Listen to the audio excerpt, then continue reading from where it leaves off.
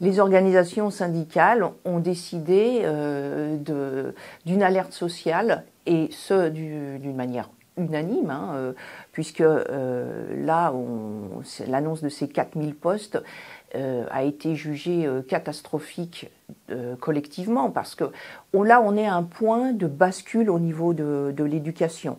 Les personnels tiennent l'école à bout de bras, ils sont épuisés, et cette annonce vient un petit peu bousculer ces personnels déjà fragilisés. Ces 4000 postes, ils vont avoir lieu essentiellement dans le premier degré, de l'ordre de plus de 3000 postes de supprimés. Ça veut dire aussi que c'est essentiellement des écoles rurales qui vont être touchées. On sait ce que ça veut dire. En termes d'aménagement du territoire, c'est un très mauvais signal. Quand une école ferme, c'est la mort effectivement d'un village ou même d'une bourgade. On a, dans le second degré, eu des suppressions par le passé bien supérieures à celles du premier degré.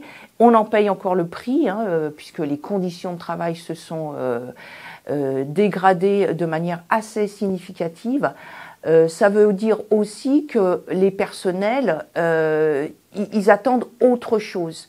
Là, on leur demande toujours de faire et de bien faire avec leur conscience professionnelle. Là, la profession souffre réellement d'un manque d'attractivité. On le voit depuis plusieurs années avec des places au concours qui trouvent pas preneur. L'attractivité, elle est, selon nous, autour de 2 leviers. Bien sûr, il y a la rémunération qui est insuffisante, mais il y a également les conditions de travail qui se sont dégradées au fil des années. Alors, conditions de travail parce que les effectifs par classe sont trop importants. Et puis, il y a aussi casse des collectifs de travail avec des dispositifs comme le pacte qui sont mis en place et qui individualisent les personnels, et c'est vrai que ça, en termes de conditions de travail, c'est assez déplorable. On a toujours fait le parallèle avec l'hôpital. On vit vraiment les mêmes situations avec des personnels qui, de par leur conscience professionnelle, tiennent le système à bout de bras, et parce qu'ils ont quand même le sens du service public.